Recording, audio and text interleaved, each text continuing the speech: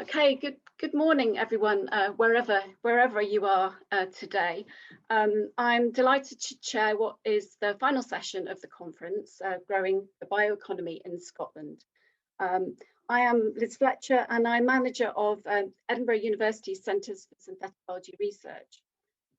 For those of you that don't know about us, Edinburgh has a large community of researchers who engineer biology, which of course is a very important enabling technology for the bioeconomy. Our researchers work across all applications from industrial biotechnology through to healthcare, and more recently, we are venturing into space. We have many industrial collaborations, and it's been great to see many of our partners present at this event. We're also home to the Edinburgh Genome Foundry. This is the UK's largest and most fully automated platform for genome assembly. This is an open access facility, so if you have an interest in genome assembly and what we could do for you, whether you're an academic or industrial researcher, please do get in touch.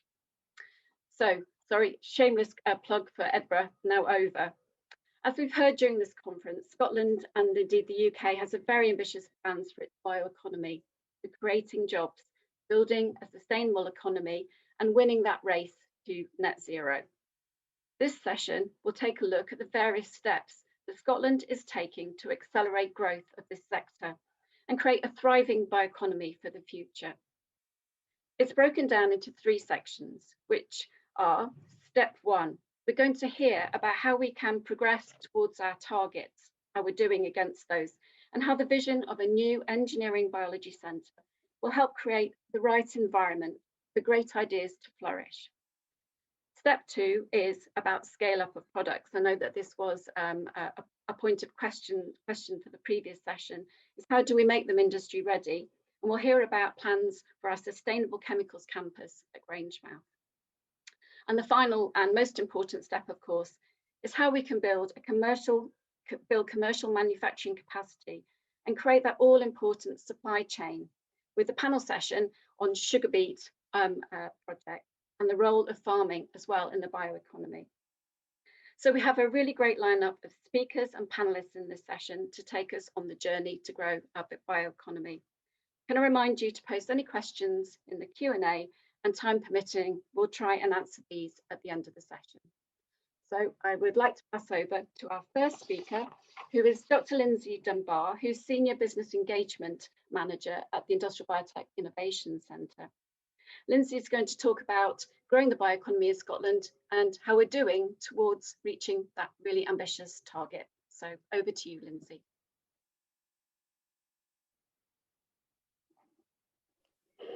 Good morning, everyone. Today I'm going to talk about the growth of the Scottish bioeconomy community and its performance against the targets set out in the National Plan for Industrial Biotechnology.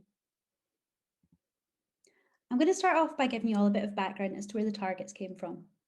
The National Plan for Industrial Biotechnology, or IB for short, was published in 2013 by the Scottish IB Development Group, who were a subgroup of Chemical Sciences Scotland, the voice of the chemical sector at the time. They recognised the importance of adopting IB technologies to ensure the continued and sustainable growth of the chemical sector. The group set the target to grow the turnover from 189 million in 2012 to 900 million by 2025. This figure was chosen as it was 10% of the Scottish chemical industry at the time, and the group thought it was ambitious but achievable. A target was also set to grow the number of IB companies from 24 to 200 by 2025. The national plan is broken down into key themes, which the IB Development Group identified as being important to achieving these targets. These themes include innovation, industry engagement, skills, biorefining, and a new theme, policy and public engagement, was introduced in the 2019 update of the plan. The Scottish IB Development Group was supportive of the creation of the Industrial Biotechnology Innovation Centre, the IBioIC, to drive the growth of IB in Scotland and the themes set out in the national plan. Achieving these targets and beyond have become increasingly important, with the Scottish Government setting a target for Scotland to be net zero by 2045. The IBioIC tracks the annual growth of the Scottish bioeconomy to ensure we're on track to deliver our targets. The growth has been steady year on year, and looking at the graph in 2019, a large inflection can be seen. A turnover of £747 million was achieved, which is a growth rate of 47% from the 2018 figure. The target set for 2020 was actually 400 million, and nearly double this has been achieved by 2019. We're therefore confident we'll achieve our £900 million target set for 2025. We believe this large increase in turnover is due to an increase in the number of companies adopting IB, from the 24 in 2012 to 130 in 2019. We've also seen more investments into pilot and demonstration scale facilities, with the number of Scottish IB companies attracting large public and private investments. As well as monitoring the overall growth of the Scottish bioeconomy, we monitor the growth in market segments to identify where support may be needed. These market segments include food and feed, materials and packaging, global and specialty chemicals, healthcare, and biofuels and green energy. All market segments have seen a healthy growth in their compound annual growth rate since 2012, as can be seen in the table. Some of these segments are smaller than others, so I'll zoom in on these. I'll start off with food and feed. The food and feed market has seen the biggest growth, with a compound annual growth rate of 61%. It's grown from almost nothing to a small but strong cluster of companies who are very successful in achieving investment. We expect this market to keep growing with the increased demand in sustainable food production as the global population increases. Moving on to materials and packaging.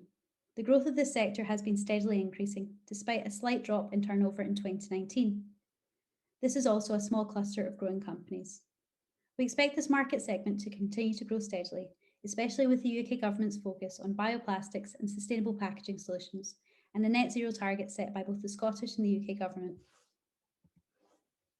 Scotland has always had a strong chemical sciences sector, with manufacturing at Grangemouth responsible for £4.2 billion of exports per annum, second only to the Scotch whisky industry. Traditionally, these sectors have been reliant on fossil fuels as a feedstock, but recently we've seen an increase in the uptake of IB processes by the sector. With announcements by global players like Unilever, who will halve their environmental impact by 2030, we expect to see more chemical companies follow suit to find sustainable manufacturing solutions. To go back to the overview of all the market segments, we can see that healthcare and biofuels and green energy are by far the two largest segments, and their growth has been steady, as we can see in the graph. This correlates with the applications we receive for funding at the IBioIC, which can be seen in the pie chart. The IBioIC has funded a total project cost of 9.8 million since its inception. 65% of these projects have come from the healthcare and biofuels and green energy markets, but we've seen an increase in projects from other segments in recent years as they grow. Finally, I wanted to give you an overview of how we're going to accelerate the growth of the Scottish bioeconomy in the future, which will help achieve the £900 million target and beyond, and support net zero targets. This is a slide the IBioIC pulled together for the recent submission for £21 million of Strength in Places funding. I know Liz has already given an overview of this approach, so I'm now going to pass over to Carl, Jennifer, Caroline, and the Sugar Beet panel to discuss each of these steps in more detail.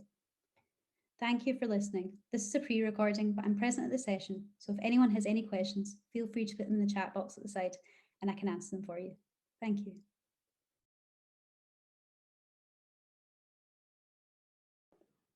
Thanks very much, Lindsay. There aren't any questions, so we'll just move on to our second presentation, which is from Dr. Carl Burgess.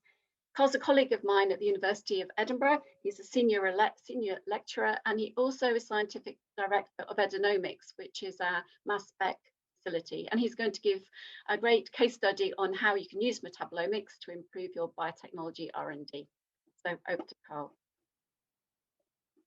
Hello, my name is Carl Burgess, and today I'm going to talk to you about how to improve biotechnology via metabolomics. I'd just like to start off by saying that thank you very much to Debbie, Liz, and Ian for this invitation, and to the rest of IBioIC for hosting this conference. So, what is metabolomics and why should you care? Well, metabolomics is an omics discipline, so a global analysis of all of the small molecules in a biological system.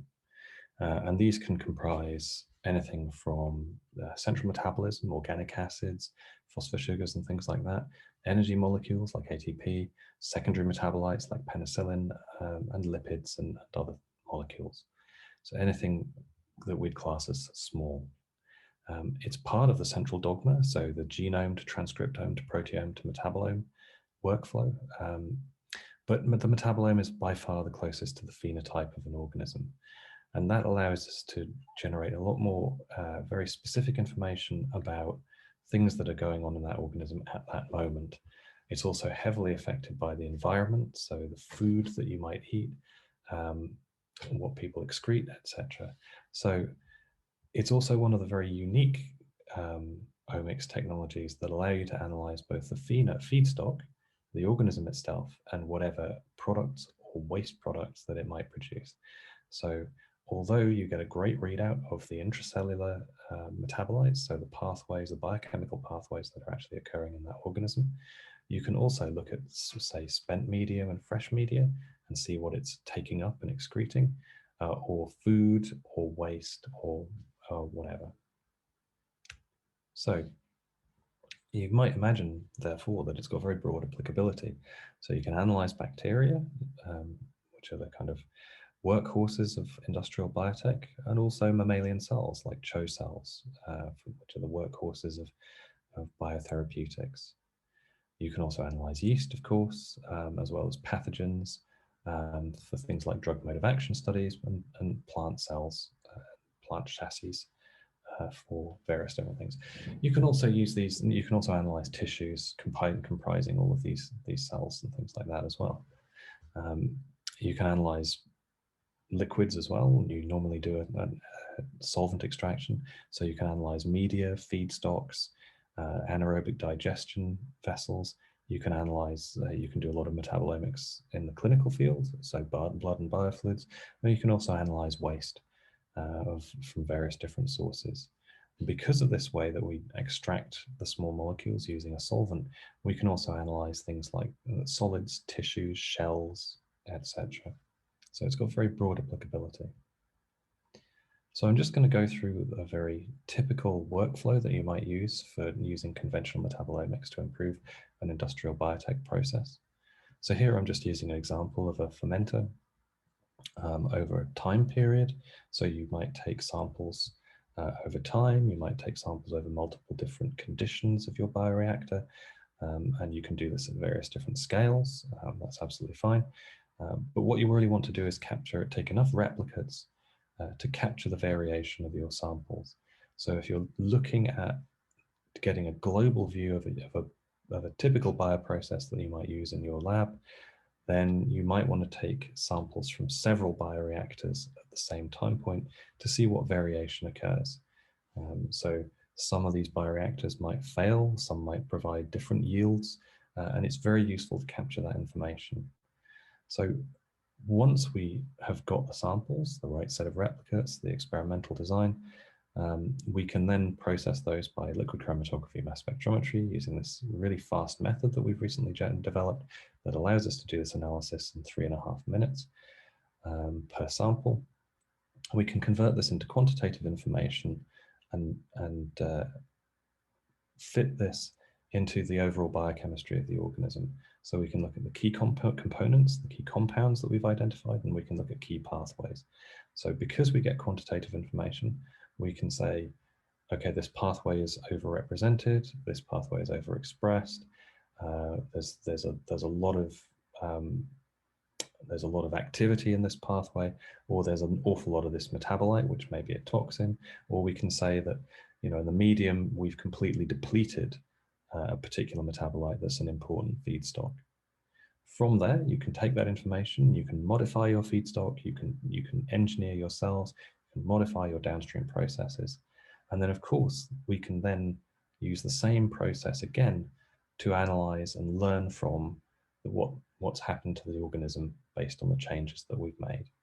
So it's a very powerful technique that can be used iteratively. So I'm just going to give a very brief example of a situation where we've used this. We're currently doing a project funded by UK Aid via the Department for International Development with a company called Omnia Nutriology, based in South Africa in Johannesburg. And this is a consortium project that we're leading along with the University of Pretoria and the Universities of Johannesburg. I've got a great postdoc working on this, Martina Pigmanova, who's who's really driving this project forward at the moment. The project is to look at plant growth promoting rhizobacteria to use as a fertilizer, which is it's a biofertilizer that is far less damaging to the environment than, for example, a typical chemical fertilizer. So PGPRs are these bacteria that colonize plant roots. They promote plant growth via a bunch of different mechanisms. I won't go into how that works. But here's some of the results that we've got from the analysis. So we've taken a number of replicates, we've analyzed the bacteria at 4 hours and 24 hours. These are proprietary mixtures, so I can't tell you exactly which bacteria they are. But you can see very clearly from this that we're picking up lots of different metabolites and different strains. And these can be classified as primary metabolites, so things that are central to the metabolism of the organism, but we're also seeing lots of secondary metabolites, such as antimicrobials, which are there to protect against pathogens from the plants, and also phytohormones, which directly contribute to plant growth. You can see from this the importance of doing replicates, because you can see in many cases that there's quite a lot of variation, but in the groups, you can hopefully see very clearly that at 4 hours we're producing some of these metabolites, and at 24 hours we're producing large quantities of them, and in some cases that changes. So this is the intracellular component. Obviously these metabolites will have their effect in an extracellular fashion. So we've also analyzed the fresh and spent media at the same time points, and that allows us to see what things have been excreted into the medium.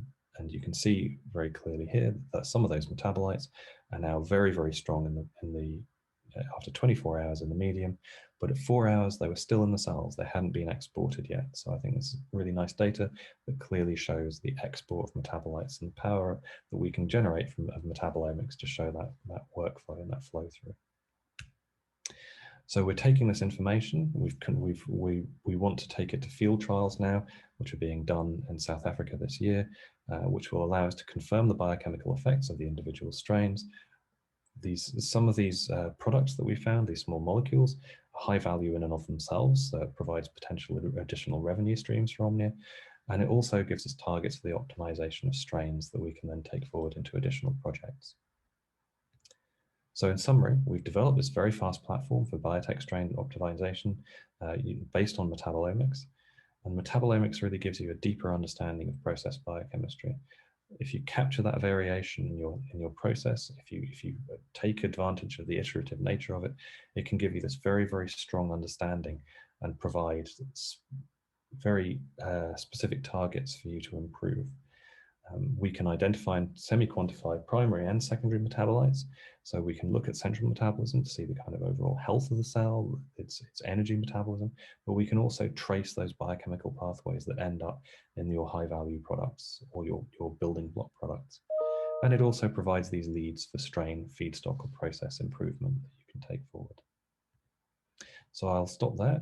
I'd just like to thank everybody for listening, and particularly my collaborators at Agilent, the instrumentation company, at Omnia, at the University of Pretoria and Johannesburg, in my lab in Edinomics and Edinburgh University. Thanks for listening.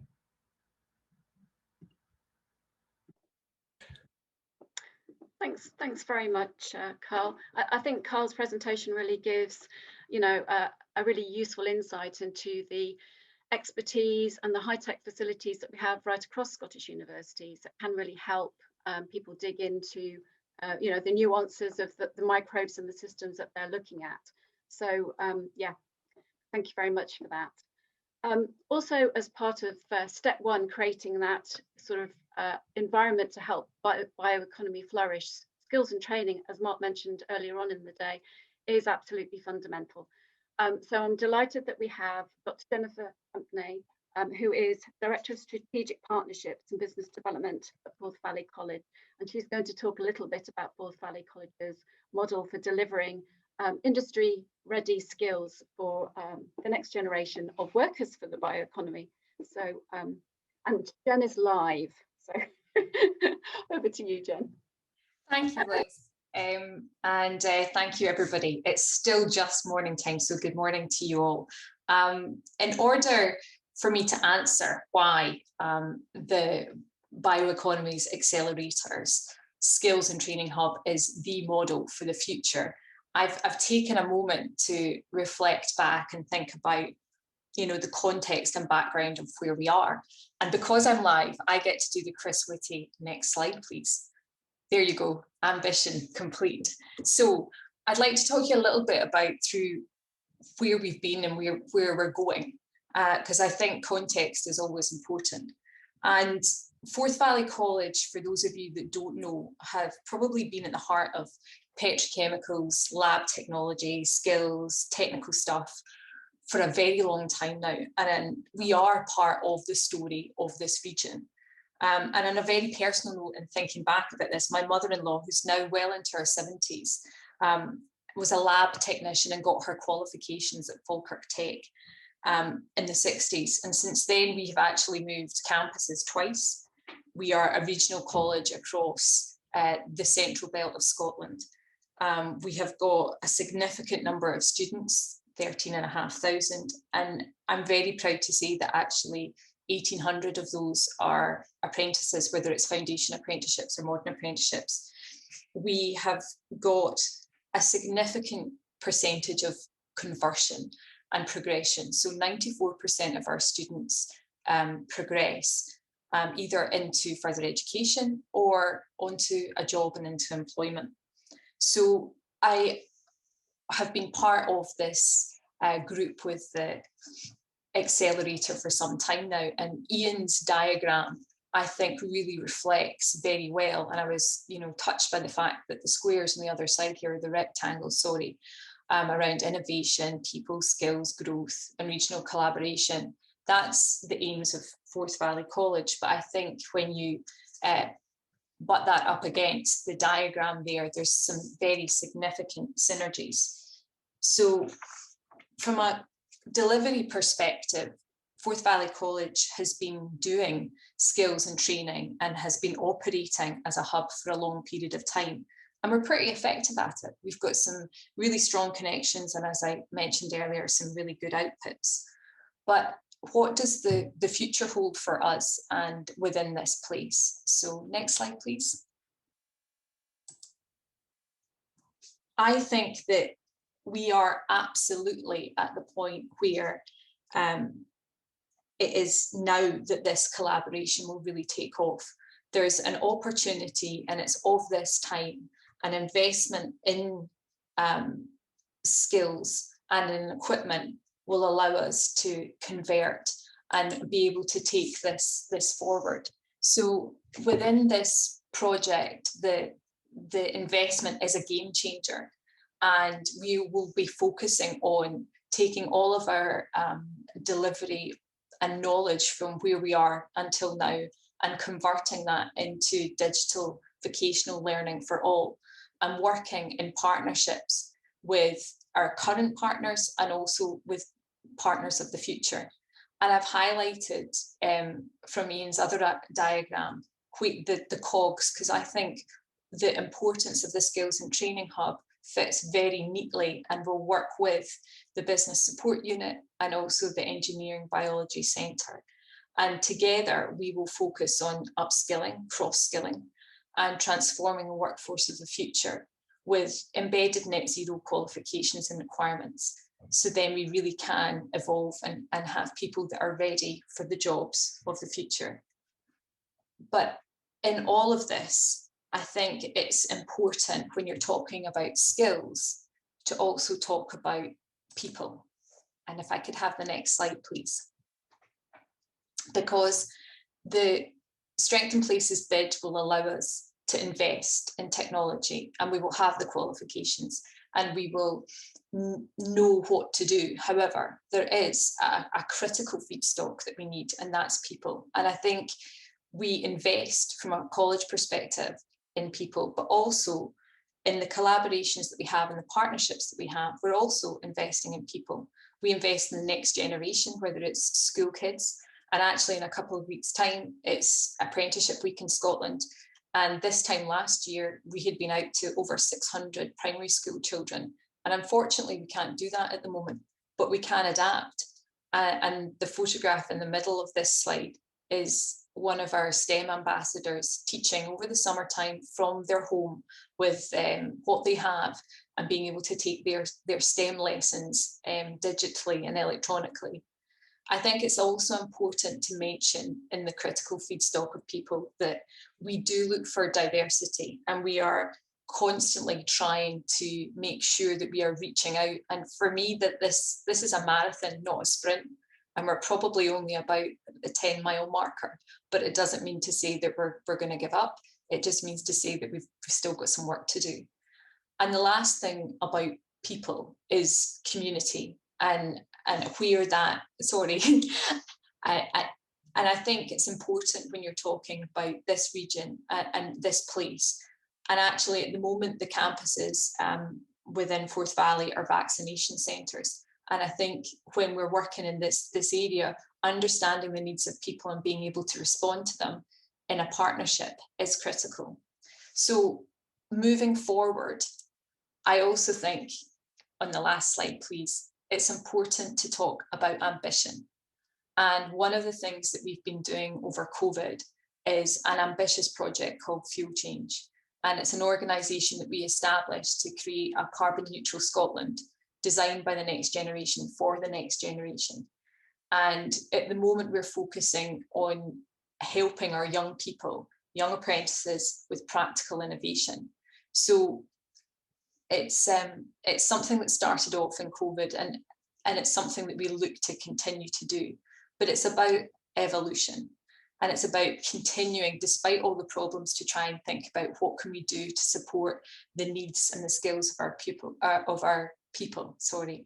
So for all of these reasons that I've outlined very quickly to you, I think that the experience, the innovation, the collaboration, the digital ambition that we have, the focus on net zero and vocational skills, the businesses that we work with, the partnerships that we have, and the people, all focused on this place, are the reasons that this will be the model for skills delivery in the future.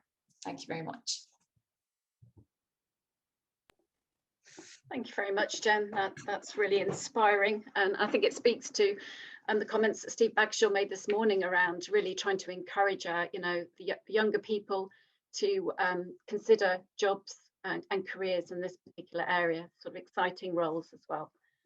So we're going to move on now to step 2, which is really about how we support, making industry ready some of these ideas, so scale up. And we have Caroline Strain from Scottish Enterprise. Caroline is Head of Partnerships and has a particular responsibility for the Falkirk Grangemouth Investment Zone. And she's going to talk a little bit about what's going on there. So over to you, Caroline. Hello and good morning, everyone. I'm Caroline Strain. I'm Head of Partnerships at Scottish Enterprise and have lead responsibility for SE engagement with the Falkirk Growth Deal. I'm delighted to be able to present to you today on the Sustainable Manufacturing Campus, how it seeks to help to grow the UK bioeconomy while simultaneously enabling the just transition of Grangemouth to a net zero position. Next slide, please. Let me start quickly with Grangemouth itself for those not familiar, using this aerial shot, which I hope is helpful. Grangemouth is Scotland's largest industrial area. It houses Scotland's largest port, is at the confluence of several international pipelines. To the east of the slide, you will note what we term the INEOS complex, which houses businesses such as INEOS FPS, the Forties pipeline system, PetroIneos and Versalis. On the west area, we call that the Earls Road complex, and that houses companies such as Syngenta, Piramal, Celtic Renewables and Calichem. And the difficulty that we have in this area, as you will see, is that we have a housing estate, a whole town in the middle between the two. With all this manufacturing and industrial activity in terms of jobs, turnovers and GVA, also comes the fact that 30% of Scotland's greenhouse gas emissions emanate from within 50 miles of Grangemouth. Next slide, please. is an area of high capital investment, having 9 major foreign direct investors located here and having secured in excess of 1.7 billion of investment in the last 5 years. It also houses the new state-of-the-art college campus with Forth Valley College just south of the A9 shown on the map.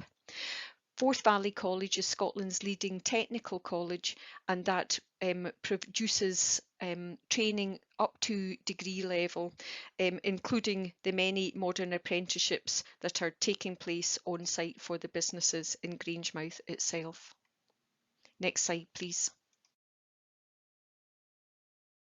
Grangemouth is home to 4 key sites sitting alongside our industrial partners: Earlsgate with Calichem, INEOS with INEOS itself, Petro INEOS, and the port, through which the Scottish and UK government seeks to attract new inward and secondary investment, particularly those which will enable a reduction in emissions.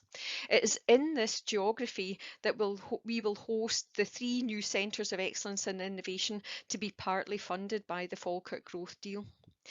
Grangemouth is a particular location that will be able to house the green circle on the diagram, the BioEconomy accelerator diagram, and also the red cog in there, so the complex can offer the demonstration facilities and also room for people to undertake their expansion and also undertake the commercialisation of their activity. So you can have the proximity of the businesses, you can have the demonstration facilities, we can have the full pilot scale facilities with the help of Forth Valley College to provide the technical input and the skills and the transition of skills that may be needed in the area as a one-stop.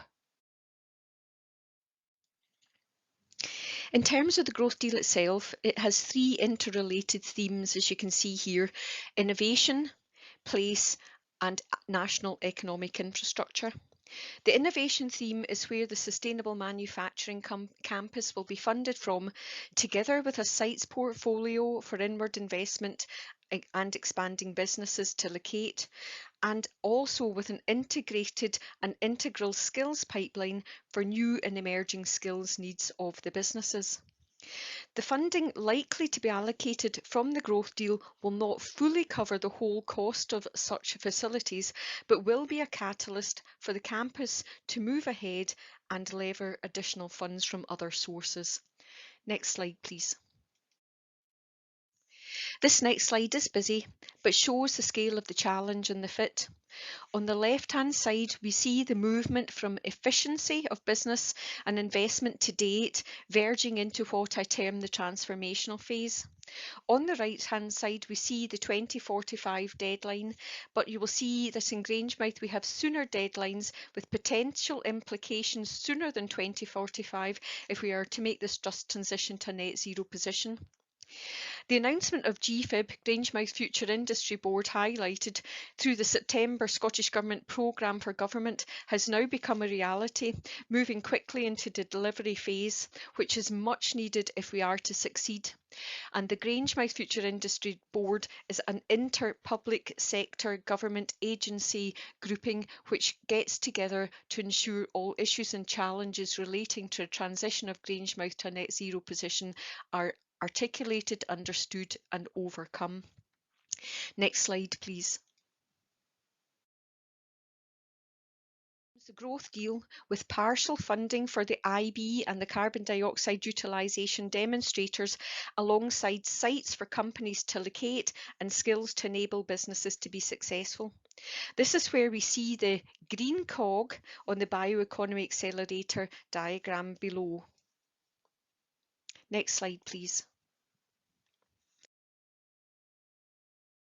After demonstrator comes larger pilot plant with full-scale biorefineries, which can be either hosted beside the demonstrator or in other locations close by, and will be in good company with other businesses such as Celtic Renewables already on site and moving to production later this year. Any sugar beet biorefinery could also be readily located in the area. Next slide.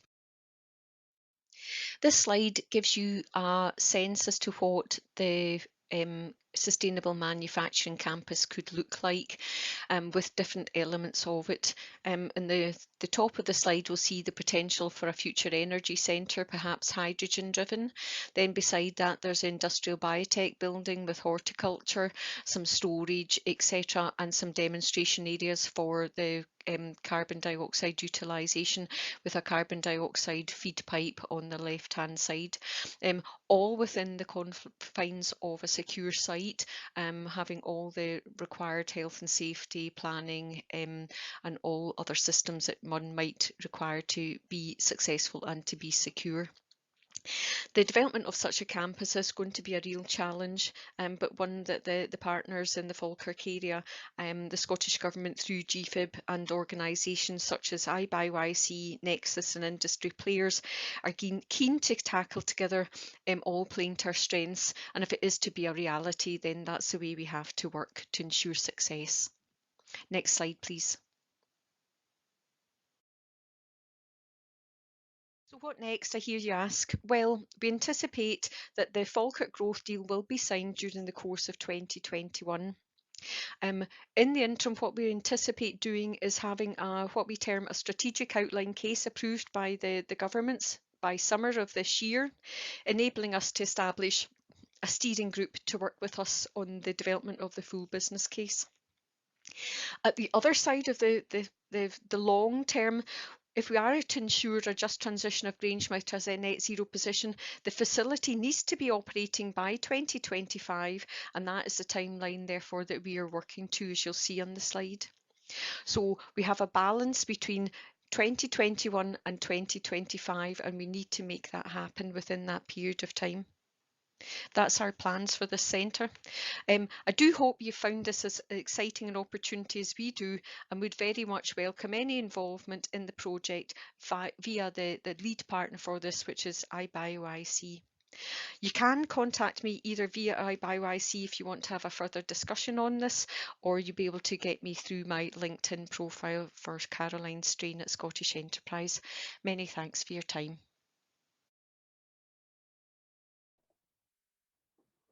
Thanks very much for that, Caroline. I mean, that's a really ambitious project and very exciting, and probably will go some way to addressing the questions that people had around scale up and manufacturing capacity. It is a challenge, but I guess we have a global climate emergency on our hands, and so I guess we need to respond with some energy to achieving that. The final session is going to be a panel discussion. It's going to look at step 3, which was around being able to create a commercial manufacturing base and the all-important supply chains. And the panel discussion is driven by a sugar beet working group panel, and they're going to talk about the role of agriculture and sustainable farming in the bioeconomy, and what we need to really get this project off the ground.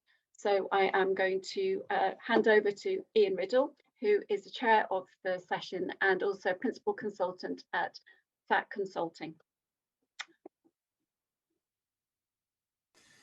Hello, my name's Ian Riddle of SEC Consulting, part of SRUC, and I'm the facilitator and coordinator of the Sugar Beet project.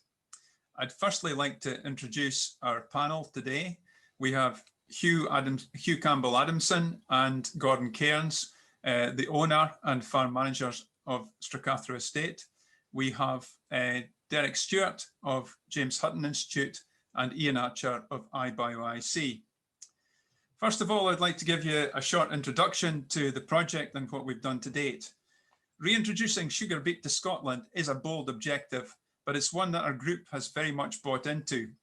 The crop was actually grown in Scotland from 1926 through a plant in Cooper Fife for refining for sugar up until production ceased in 1972. Now, 50 years later, we have plans to reintroduce the crop in eastern Scotland, this time to produce ethanol for industrial purposes, both as a fuel additive and for various plastic products.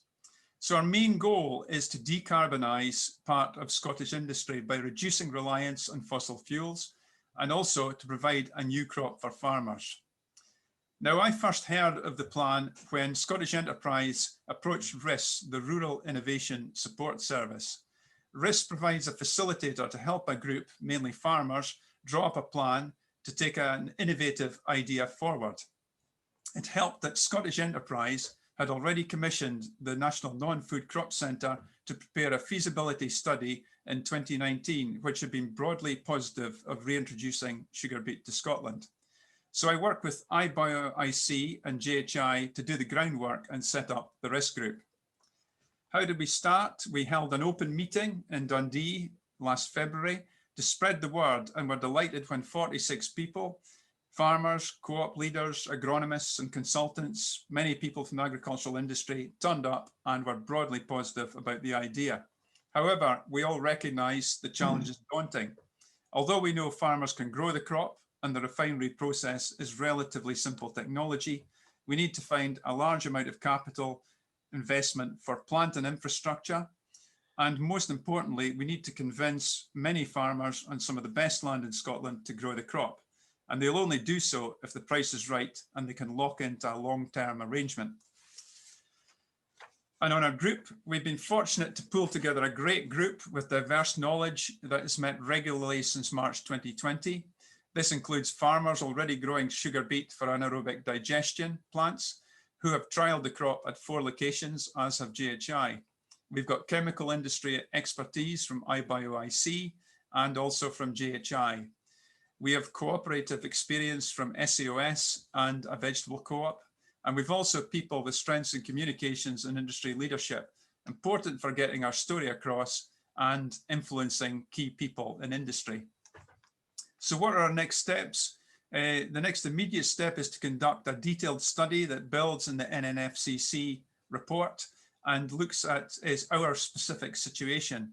This will help us assess if the idea can work and also give us the figures and confidence to approach investors, government, and also get farmer engagement. I'd like to finish the introduction with 2 main points. From a farmer's point of view, we'd like to form a co-op that gives our farmers professional management and a stronger say in negotiations. And we'd also like to see farmers get some credit for industrial carbon savings to be retained by farmers, be this through price or another form of support. So now I'd like to move on to some questions. And my opening question is for our panel. It's for Ian Archer. So far in this session, we've heard about plans for scaling up activity in Grangemouth and how we can kickstart the growth of the bioeconomy in the central belt of Scotland. How does sugar beet play into this? I think, well, all manufacturing needs a feedstock, and ultimately most of the products we're interested in making are carbon-based, and that carbon usually comes from oil. So bio-based manufacturing, as an alternative, requires a bio-based feedstock. Ultimately, that's going to be carbon dioxide trapped out of the air via plants at some point. We're good at, as we've heard in this session already, we're good at R&D, bio-based R&D in Scotland. We've heard about the plans for the Falkirk region through Caroline's presentation earlier. But if we want to manufacture in Scotland and scale up to manufacturing level, we need a local feedstock. We have companies in our network who have done all of their R&D in Scotland. They've done their piloting work here, but they can't manufacture because there is no feed due to the lack of that feedstock. I mean, ideally, that would be sugar. And here in Scotland, the outstanding choice for that would have to be sugar beet. But really, those opportunities, I would say, are relatively small to get farmers engaged and excited. But we do have one very large demand for sugar or for sugar-based products here, sugar-derived products here, and that's ethanol. We currently import over 50 million litres of ethanol from France, made from French sugar beet. We can do all of that in Scotland. We've grown sugar beet here before. We currently grow some now. And I think that will allow us to create jobs, allow that farming industry to support net zero while creating a really robust local supply chain. But for me, the really exciting opportunity is that creating that initial sugar supply chain for ethanol is going to stimulate other companies to create a new bio-based chemical industry in Scotland. Thank you, Ian. So it's very much a case of build it and they will come. But we have a demand here already. There is already a demand for ethanol. So we can reshore an ethanol supply chain, and then that provides the opportunity for other companies to come along and tap into that supply chain. Okay, thanks, Ian. I'll move on to a question for Hugh from Stracathra Estates. Hugh, how do you see farmers delivering sustainability? And how can they be crop producers and custodians or guardians of Scottish wildlife and environment at the same time? Yes, thanks, Ian. Just a little bit of background. We farm in North Angus on good arable land. I made a decision before Gordon came to our cattle. We changed our rotations to put more wheat in. It may have been more profitable, but it's done an awful lot of damage. Now with the digester, we now grow grass again, and we also, as you'll hear, we grow sugar beet. It's changed our soil structure dramatically, and I think it begins to make sense of where farming should go back to. Put bluntly, in the last 30 years, or in the last 50 years since the war, we've lost, they reckon, 1/3 of our topsoil. We're losing 5 million tons of topsoil a year down our rivers, simply because we're farming so badly. We've moved on from putting proper humus into the ground, just putting artificial fertilizer. We're taking straw off from wheat, and we're just basically doing a lot of damage. I'm lucky enough to own land. I have a son who'll be taking over. I hope that'll keep going, not so much for the family, but for the land, because as some expression says, it's a brave man who plants a tree for his grandson to sit underneath. But I think all farmers should be looking that way. We've been far too short term. And the one big problem I have is we've been encouraged through subsidies to grow commodities. Just commodity, grow wheat, grow butter. The end user is never known to the farmer directly. We've got to get out of that. We've seen what's happened with Brexit. We've seen the recent problems with exporting, bringing stuff in from abroad. It's becoming more difficult. And here we are, I think, having a chance at last to absolutely nail the problem of having to import stuff. And at the same time, if we can do something in Scotland, we can do such a lot of good for our land. Thanks very much, Hugh. Continuing the farming theme, I'll move on to Gordon Cairns, the farm manager at Stracathro.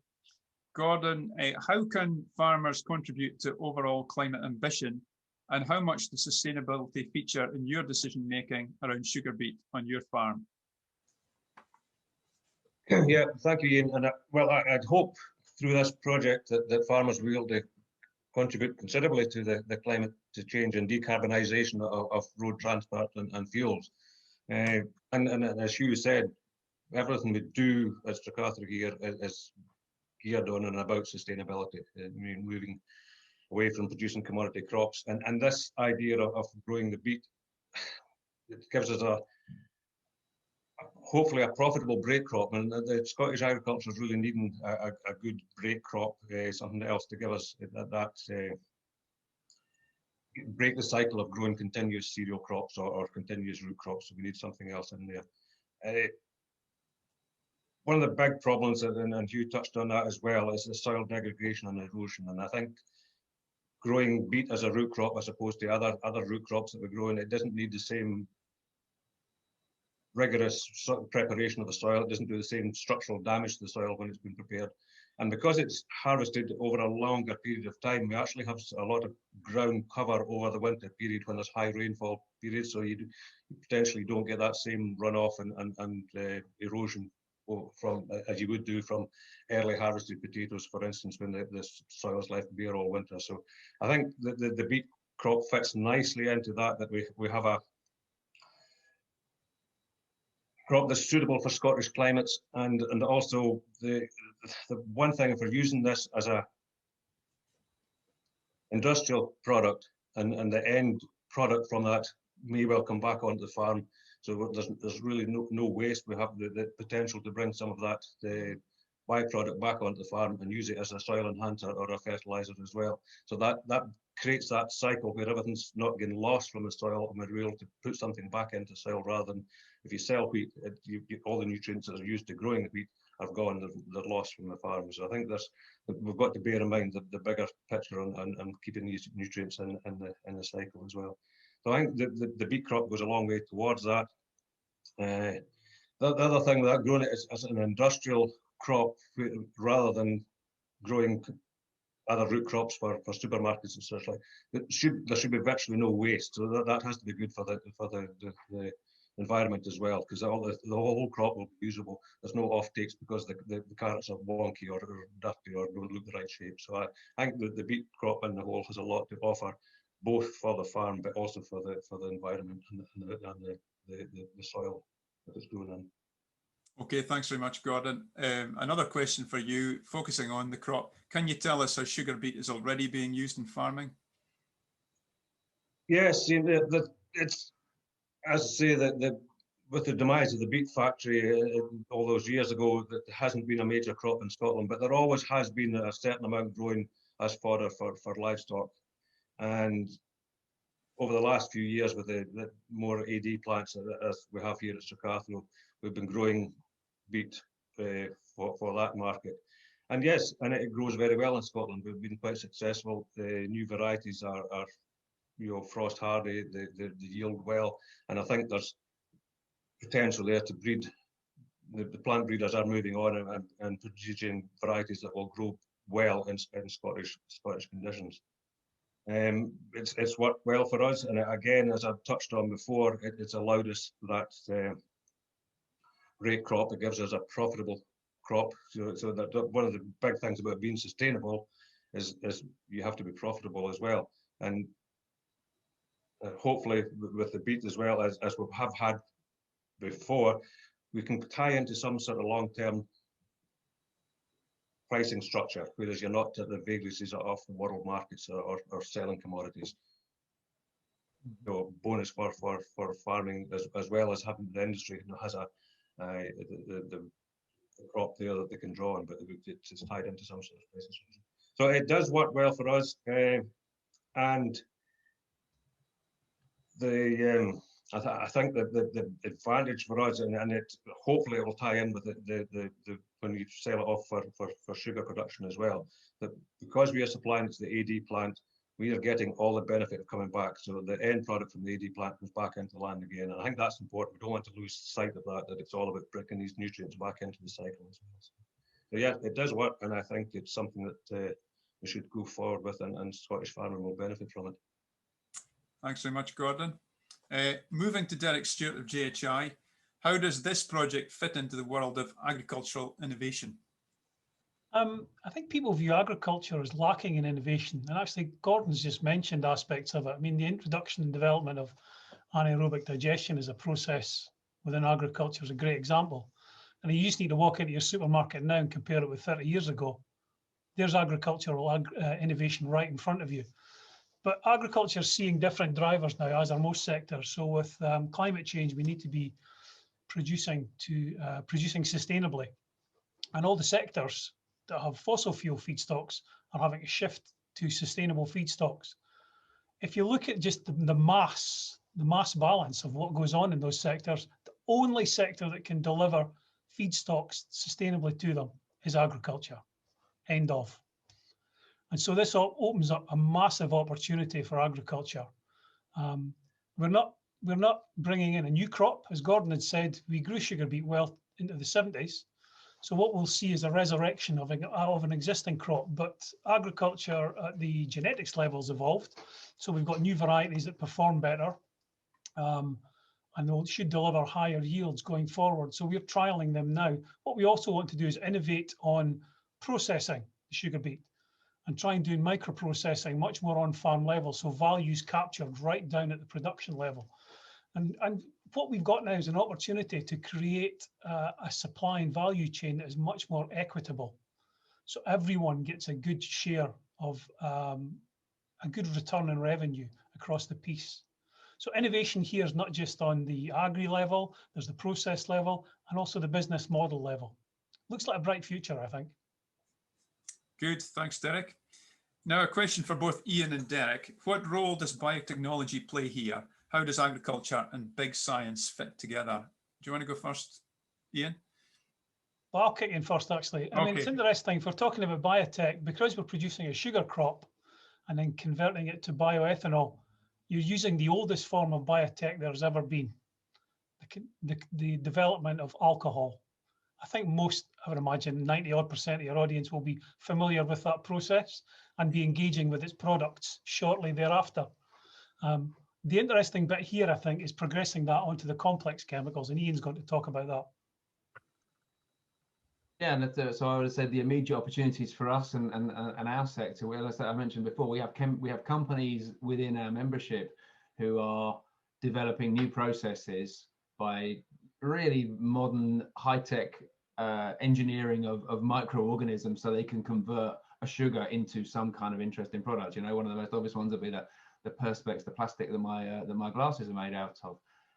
But there's loads of others here, and fuels are another option. Fuels are one where we already have an existing demand for bio-based fuels, other chemicals. But there's some really interesting areas, things like, you know, mycelia being converted into building materials. So, you know, growing the materials that we can use for construction, for clothing. You know, people are looking at vegan leather, for example. So you can put that sugar through a process and make a material that performs as well as traditional leather.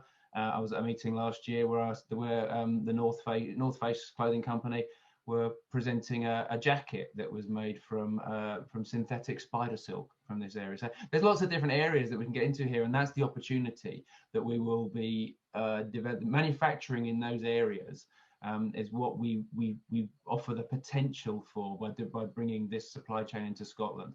And we can guarantee that without this, we will never be a manufacturing country in this space without some kind of supply chain. It's absolutely certain that R&D is going to end up taking its manufacturing abroad because it can't be done locally. So we're not guaranteeing it will happen here, but we provide the opportunity for it to happen in Scotland if that supply chain is in place. Okay, thank you. You've all provided very compelling answers, and it's obviously an exciting opportunity. A final question to each of the panelists. Where do you think we'll be in 10 years' time? And I'll start with Hugh. I hope very much, with my control, I'll probably not be around, but in 10 years' time, I hope very much we are able as farmers to grow a better diverse number of crops. One part I do feel very strongly about, it has to be locally done. If some way, and I don't really understand your process, but if it includes local production, that's good. We've got to get back to the idea of being localized and get away from commodity market. Okay, Gordon. Yeah, I just really endorse that. I think in 10 years' time, it's good to think that we will have an industry that's evolved with a willing buyer for our product right on our doorstep, free of the vagaries of the world market. And I think on that would go a long way to helping Scottish Agriculture PLC be in the drive to be carbon neutral, and that's exciting. Derek? I think we'll see a nascent industry starting, and we'll have a sustainable agricultural industry that's feeding into it. And hopefully all of that together will see Scotland viewed as the place to be developing sustainable feedstocks. Thank you. And Ian? I think our immediate next steps in this project are engaging with investors and operators to get the ball rolling here, to get real steel on the ground and this supply chain in place. In 10 years' time, I don't want to see any more imports of ethanol from anywhere outside of Scotland, and we should be making all of that ethanol that we need locally while protecting our land in the way that Gordon and Huey have described. And I hope we'll have a burgeoning bio-based chemical industry that's growing alongside the existing chemical industry here in Scotland. Okay, thanks. And I think what I'd like to see probably echoes what Gordon said, is a strong co-op of farmers all participating in this, maximising, you know, their profitability from a fixed price that they can rely on, which would be excellent moving forward. Okay, thanks very much to all our panel. I think we've covered a lot of ground and some excellent answers. If any of the audience have any questions, I think the best thing to do would be to contact Ian Archer, who you probably know, email or contact Ian Archer, and he can get the questions to the rest of the panel and provide an answer. But thanks very much to all the panel, and I hope everyone in the audience enjoys the rest of the conference. Thank you.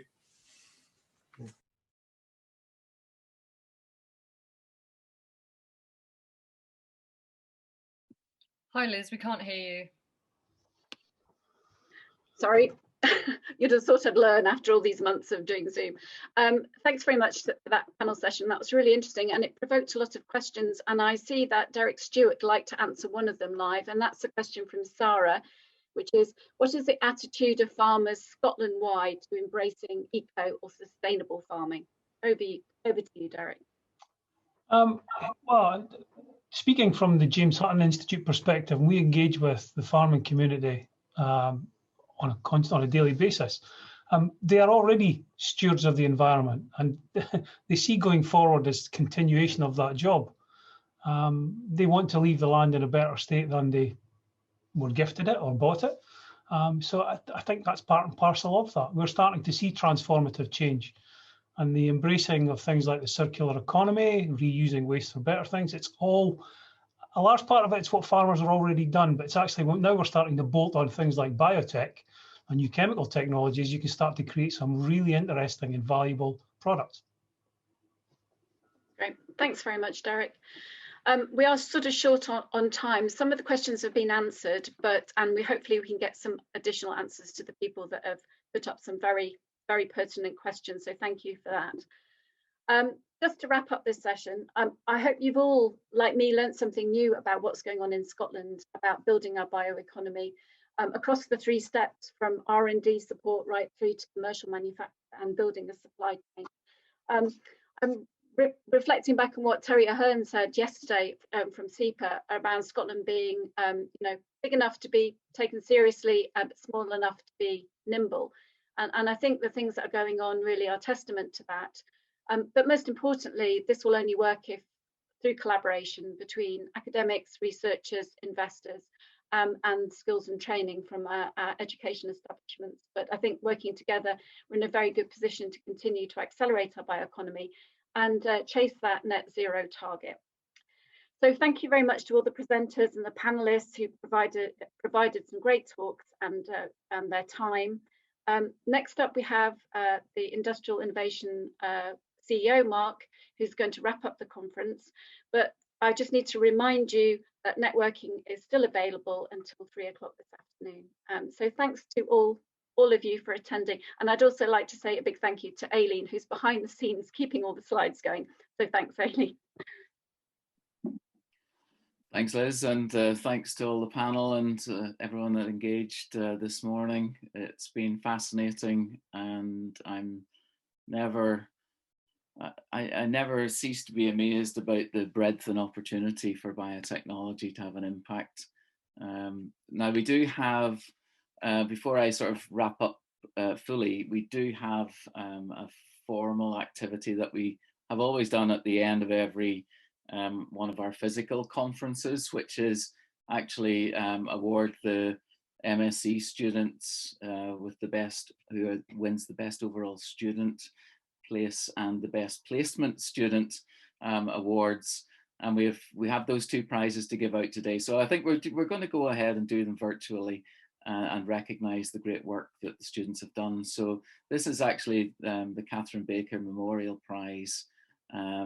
So Catherine was a master's student in the 2018-19 cohort of the Industrial Biotechnology degree at Strathclyde, and she achieved distinction throughout the taught element of her course and was making great progress in her industrial placement with our member company 3F Bio when sadly she very suddenly passed away. So we felt obviously the sudden passing of a student in the cohort has a significant effect on her peers, IBioIC, university staff supporting her, and also the company employees that she touched during her time. She was very passionate about the natural world, and following discussions with Catherine's family, they've agreed to let us use her name as part of the memorial prizes. And so I'd like to just reflect that, and also to say that the Catherine Baker Memorial Prize to the best IBioIC MSc student first goes to Caitlin Barron. So Caitlin, if you're online, you're very welcome to, there we are. Congratulations, Caitlin. Thank you so much. I'm sorry I'm not going to be in front of everyone to welcome you up and shake your hand, but well done, congratulations. No, thank you so much for inviting me to accept this today. I'm so grateful, and so grateful for the great opportunities that I've had all throughout this master's degree. That's fantastic, congratulations. And our second award to the best IBioIC MSc student, jointly with Caitlin, is Luke Johnston. So Luke, if you're online as well. Hi, Mark. Nice to see you, Luke, and congratulations as well on fantastic achievement. And let's hope. Yeah, thanks very much. Let's hope in the future we can actually meet and hear how you're getting on with your career. Excellent. Yeah, okay, so I'm really grateful for. So I'm really grateful for the opportunities that were afforded to me through the MSc, and it's helped me to get onto the PhD program right now that I'm on. So I'm really grateful, and thanks very much. Excellent. Thank you. It's lovely to see you both, and thanks for joining today, and congratulations on your award. MSc has helped me to get onto the PhD program right now that I'm on, so I'm really grateful. Excellent, thank you. Now, I just have a couple of things to wrap up on to close out.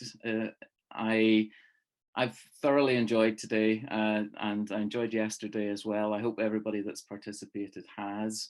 Hopefully you'll get a flavour about not just IBioIC and what we do to support networking, innovation, workforce development, project funding and collaboration, but also what is happening in the area and what is happening around Scotland to really drive the bioeconomy.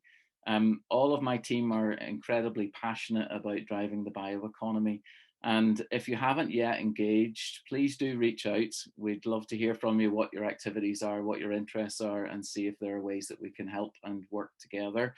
And also there is a particular vehicle that we have to do so, which is the Bioeconomy Cluster Builder project that we're delivering to try to communicate the opportunity of industrial biotechnology across a wide range of sectors.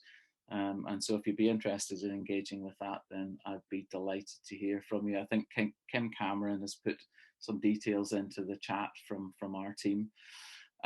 Lastly, I'd like to thank all of the speakers, the chairs, the panelists and the participants, including all the research students as well that I know are in the background and who have joined today. I'd like to thank the Scottish and the UK governments for their participation and support of the activity. And as mentioned by Liz, thanks to the KTN and Aileen Woodley in particular that's worked behind the scenes to operate the platform that you're seeing currently.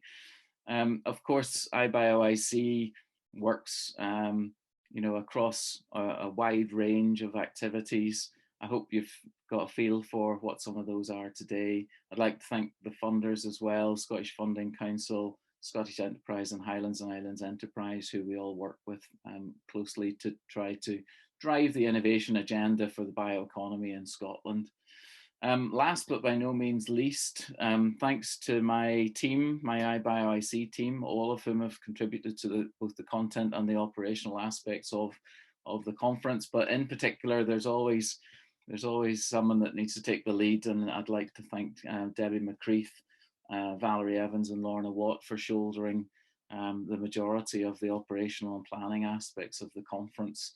I hope you've all enjoyed it. I hope to see you in person, but if not, I would be delighted to hear from you about your interests and how we might be able to work with you.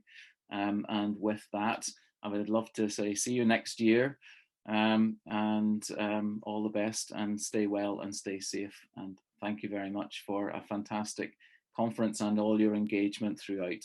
So thank you very much, and enjoy the rest of your day. And hopefully you're networking throughout the afternoon as well. Thank you and goodbye.